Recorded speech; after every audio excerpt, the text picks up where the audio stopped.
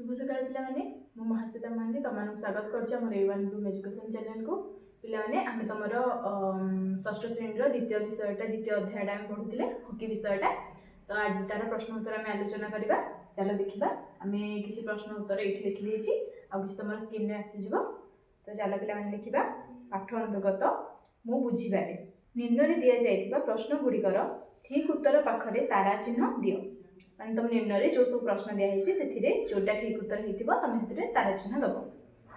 तो एक नंबर अच्छे पे स्वास्थ्य ही संपद कारण स्वास्थ्य ठीक थिले तापरे छाड़ दिखाई। ऑप्शन ए तुम अच्छी आम सुंदर देखा जाऊ, आमको समस्ते भल पाती, आम विभिन्न कार्य करने को समर्थ हो, आम बहुत धन संपद पाई थाउ। तो स्वास्थ्य ही संपद कारण स्वास्थ्य ठीक थिले आम कौन कर आम विभिन्न कार्य करने को समर्थ होगा। तो 3 नंबर उत्तर तुम ठीक हम। तो 3 नंबर पाखे तुम एमती पे तारा चिन्ह देव देदेव।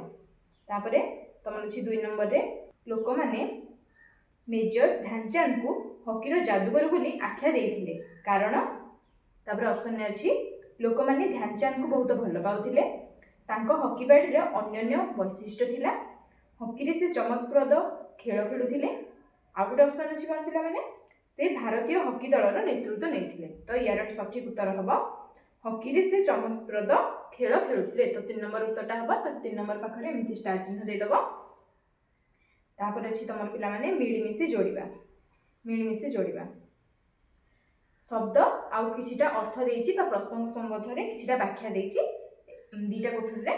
तो कौन लिखा है पिला माने पढ़िबा आगे प्रश्न पाठरू किछि मनोनीत शब्द निम्न रे दिया जाइछि, निज दल रे एहा उपरे आलोचना करी सेगुड़ी को ठीक अर्थ बा व्याख्या सहित जोड़। एथिपाई आवश्यक पड़िले तुमे इंटरनेट अभिधान और शिक्षक मानक सहायता नहीं पारिबो, शिक्षक मानक सहायता नहीं पारिबो। तो देखिबा शब्द गुडी कौन कौन अच्छी झांसी, हॉकी स्टिक, टोकियो, ब्याम, माइकेल किंडो, ओलंपिक। तो एपरे भी 1 टू 5-6 नंबर जाए अच्छी 6टा। तो झांसी एपटर अर्थ कि प्रसंगर व्याख्या कौन हम झांसी देख 1 नंबरटा हम। 3 नंबर कौन अच्छी हॉकी खिलाड़ी ध्यानचंद का जन्मस्थान। झांसी होची हॉकी खिलाड़ी ध्यानचंद का जन्मस्थान। तो तापर कौन अच्छी पिला माने हॉकी स्टिक कौन 2 नंबरटा हम। 1 नंबर कौन अच्छी हॉकी खिलाड़ी हाथ में धरी खेलुथिबा बाड़ी को बुझाए। जो हॉकी खिलाड़ी माने जो हाथ में जो बाड़ी धरी थांती ताको हॉकी स्टिक कह जाए। टोकियो 3 नंबर अच्छी टोकियो कौन हम पिला माने टोकियो अच्छी 6 नंबर कौन यह एक सहर, यह जापान राजधानी होची टोकियो। तो 4 नंबर कौन अच्छी 4 नंबर हम तुम 2 नंबर ऑप्शन में कौन अच्छी नियमित शारीरिक अंगचालनार कौशल। व्यायाम होची नियमित शारीरिक अंगचालनार कौशल। तापर अच्छी कौन 5 नंबर कौन अच्छी यार 4 नंबर ओडिशार जड़े हॉकी खिलाड़ी से 1975 मसीह अनुष्ठित विश्व हॉकी प्रतियोगिता रे भाग नहीं भारत को विश्व विजयी करथिले एवं तांकर घर ओडिशार सुंदरगढ़ रे अवस्थित। तो पिलामाने आ गोटे रहिला 6टा कौन हम एपट 5 नंबर कौन अच्छी 6 रे अच्छी हमर ओलंपिक। 5 नंबर अच्छी यह आंतर्जातिक खेल अनुष्ठान, यह प्रति 4 वर्ष रे थरे लेखे खेला जाए। तो ओलंपिक केते वर्ष रे थरे लेखे खेला जाए 4 वर्ष रे थरे। एटा होची आंतर्जातिक खेल गोटे अनुष्ठान रे। तापर पिला माने हमें देखिबा वाक्य संपर्कित आलोचना। वाक्य संपर्कित आलोचना रे तुम मानकर अछि कि किछिटा वाक्य दिया हेछि आ तुम ताकू देखिबो तार अर्थ लिखिबो। जेमति करे हमर अछि कि माने प्रथमे ऊपर दिया है उक्त विषय रो मनोनीत किछि वाक्य निम्न रे दिया जाइछि, एहाकू ध्यानर सह पढ़ एवं एहा उपरे चिंता कर, तुमे एहार अर्थ कौन बुझिल दल रे आलोचना करी लेख। तो तुमर पिला माने करे कौन अच्छी करे अच्छी कि स्वास्थ्य आमर अमूल्य संपद। तो आमे देखिबा तार प्रथम उत्तर कौन हम पृथ्वी रे थिबा समस्त धन संपद अपेक्षा स्वास्थ्य होची सबुठारु मूल्यवान, जार कौनसी विकल्प नाही। जड़े व्यक्ति निज जीवनर विभिन्न प्रकार कार्य सफलतार सह करने शारीरिक और मानसिक दुईटी स्तर रे सुस्थ रहिबा एकांत आवश्यक। गोटे मनुष्य को जदि किसी कार्य करबा हुए तो शारीरिक क्षेत्र में और मानसिक क्षेत्र में दीटांक क्षेत्र में से सुस्थ रहिबा निहाती आवश्यक। जदि स्वास्थ्य ठीक रहे तेबे ही आमे जे कोनोसी कार्य करबा को समर्थ होइथाउ।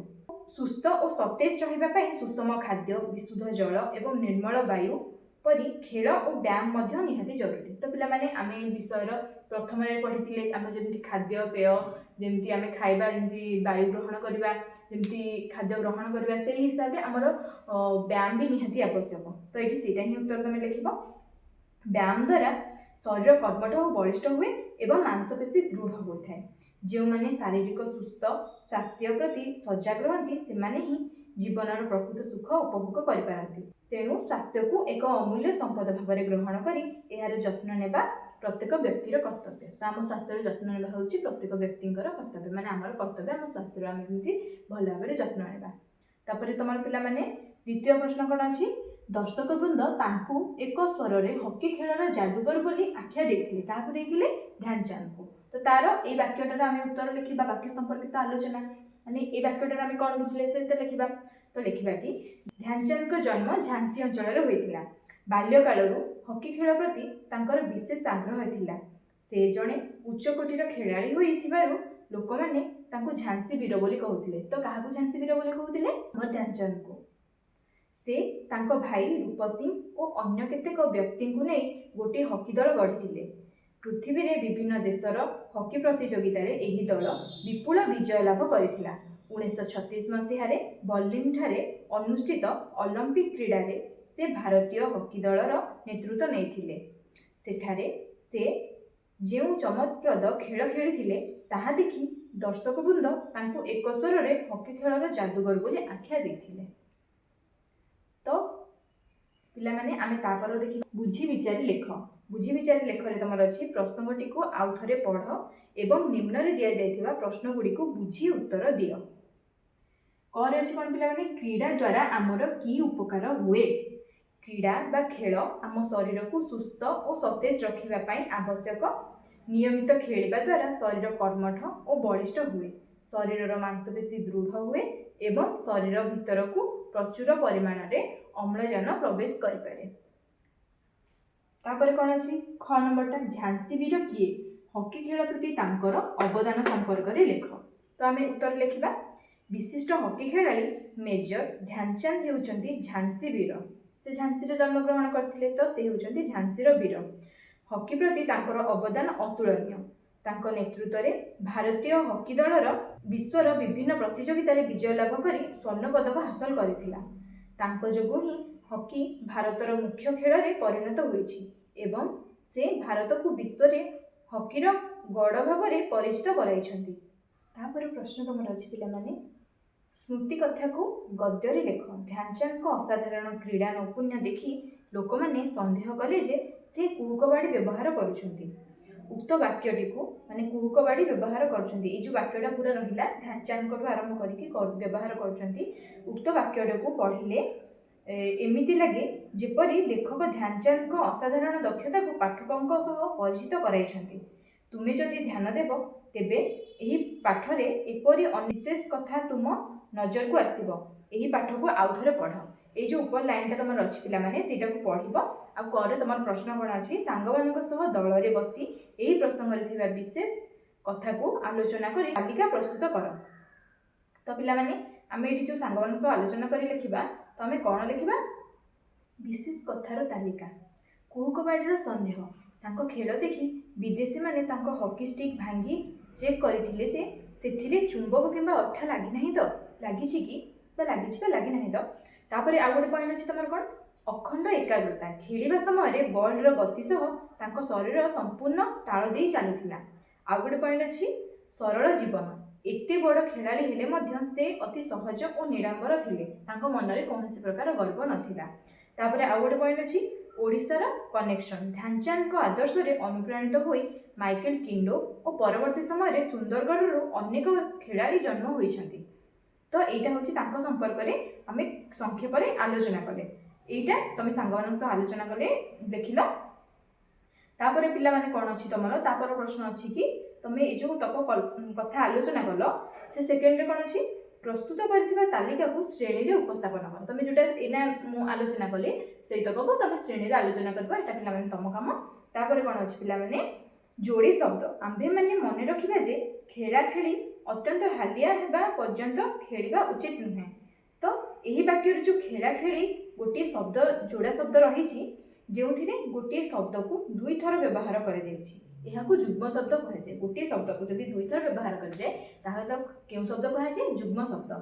तुम्हें मैंने यहीपरि 5टी जुग्म शब्द लेख। तो तुम्हें 5टी जुग्म शब्द कौन लिख पिला माने ये देख मुझे लिखी हस खुशी कांदी कांदी गाई गाई नाची नाची बसी बसी। तो तुम्हें आउ किसी लिखिपर। तो तुम खरे कौन अच्छी पिला माने हॉकी खेलर नियम कानून प्रस्तुत होता है। वाक्य तुम्हें गोटे जुग्म शब्द देखिपार। जुग्म शब्द पिला माने कोटा नियम कानून किंतु यही जुग्म शब्दर दुईटी जाक शब्द भिन्न अटंती अर्थात समान नुहंती। तुम्हें मैंने यहीपरि 5 गोटी जुग्म शब्द लेख जो दुईटी जाक शब्द भिन्न हो। तो आम पूर्व कौन देखिले दीटाक समान अच्छे ताकू जुग्म शब्द कहुए। ये दीटाक शब्द भिन्न भिन्न अच्छे ताहले भी ताकू जुग्म शब्द कहुए। तो आम देखा कौन कौन बासन कुसन धन संपद पाठ साठ खाद्यपेय काम दाम भल मंद सुख दुख ये सब आमर हम गोटे गोटे अलग अलग शब्द। बासन गोटे कुसन गोटे दीटाक अलग अलग। बासन बासन तो है ना ये जमती अच्छी हसी हसी दीटाक शब्द सामान थिला ये दीटाक शब्द भिन्न भिन्न अच्छे। तो ताकू भी आम जुग्म शब्द कहवा। तो गरे अच्छी तुम पिला माने टेबुल टेनिस पुची प्रभृति खेल उभय घर भितरे और बाहर खेला जाए। भितरे और बाहर तरे एमती अंडरलाइन दि जाइए भितरे और बाहर है। तो यही वाक्य जो दुईटी शब्द तले गार दि जाइए ध्यानर सह पढ़।